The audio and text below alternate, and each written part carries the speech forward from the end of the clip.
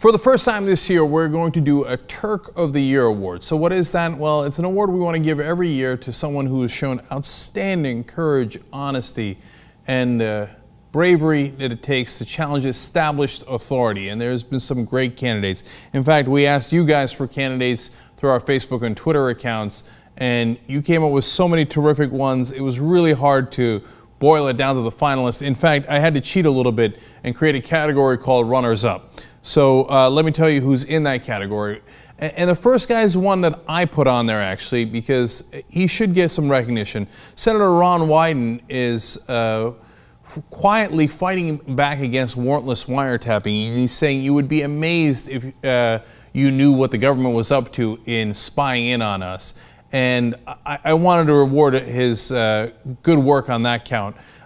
You know, there's some politicians on the list simply because those are the people that are in the news a lot, but he's a rare politician that is doing something good. As you can see, Alan Grayson's also on the list. A lot of you guys nominated him. I like him there because he fought back. He lost his seat in Congress. He was, although he was a super strong progressive fighter, he actually got a bipartisan bill in auditing the Fed. But they spent a lot of money against him. He was defeated. But that's a guy who would not go away, who wants to get back in Congress and do some good, and he won his campaign this time around. The second name you saw on the list there is Abdullah Haider Sheh, and he is a Yemeni journalist who's still in jail because our government has asked that he remain in jail. That's what they asked the Yemeni government to do. He actually reported on a drone strike in Yemen and showed that it was not the government of Yemen that had done it, but it was actually U.S. weapons from a Tomahawk cruise missile strike. And of course, if you do real journalism, well, then we will come to get you. And so he was arrested in 2011, even though he'd done the story in 2009, and he still remains in jail today. That's real courage. And then Savannah Dietrich's on that list. She's the woman who unfortunately was sexually assaulted in Louisville, Kentucky, and she's in school, and the judicial system said, hey, you know what? You're just going to have to take this plea that we gave these defendants, and you're going to have to live with it. And part of you living with it is that we are not going to name who they are. And she defied the court and named them anyway. There was a battle over it, and ultimately she won because she said, look, I'm not going to be victimized again. Again, young courage, fighting up to others, and to establish authority. That's exactly what we're looking for here. Now, those are the runner-ups. I want to give you the finalists. These are the four people that people sent in the most often, and I agree with. So number one on the list was Bradley Manning. When we did a poll, he actually came in a clear number one.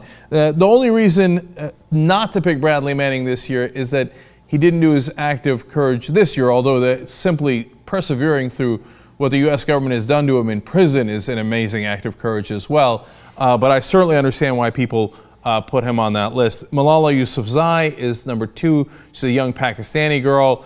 Elizabeth Warren was nominated over and over again as strong progressive in the Senate and fighting up against the toughest adversaries in the country right now, which is the big banks, who hold so much political power and spent so much money trying to defeat her. Glenn Greenwald was mentioned by a couple of people, and I really like that selection as one of our finalists. Now, he's a journalist as well, but he, I believe, is really the Noam Chomsky of our generation. I know that's strong words, but I think he's really earned it. Time and time again, pointing out the hypocrisy of the government, the media, being absolutely fearless about it, and some of just the best reporting there is literally in the world, if you ask me. So now the person I didn't spend a lot of time on is Malala. That is because she is our winner. She is the Turk of the Year, and I want to tell you a lot more about her now. She started blogging for the BBC anonymously when she was 11 years old. She was living under an area of Pakistan that was Taliban controlled. The Taliban had already attacked hundreds of school buildings. So that's not theoretical. So for some of us that are comfortable here in the U.S., you know, it's easy to be a tough guy in your studio. But here's an 11-year-old girl having the courage to take on people who were doing bombings of buildings, and the people they really didn't want to go to school were young girls such as Malala. Now, at some point, she gathered up even more courage and started to do it under her own name. And then people started to recognize her for her courage, and she's won Pakistan's first National Youth Peace Prize. She was nominated for the International Children's Peace Prize by Desmond Tutu, and she's even being considered for Nobel Peace Prize now. A lot of people are putting out a campaign to nominate her. So she's won and is being considered for far greater awards. But we wanted to give it to her because I just cannot imagine greater bravery than that. And if you don't know the story, it has just a heart-wrenching ending. And luckily, it's not the end of the story for her life overall, because she's got so many great things ahead of her. But in October of 2012, a couple of thugs from the Taliban came over to where she was going to school, and they asked the girls, "Who is Malala?" And when they pointed her out, they shot her in the head. It went through her head, into her neck. I don't know how, but if you believe in God, miraculously she survived. And so she's being taken care of now in a hospital in the UK.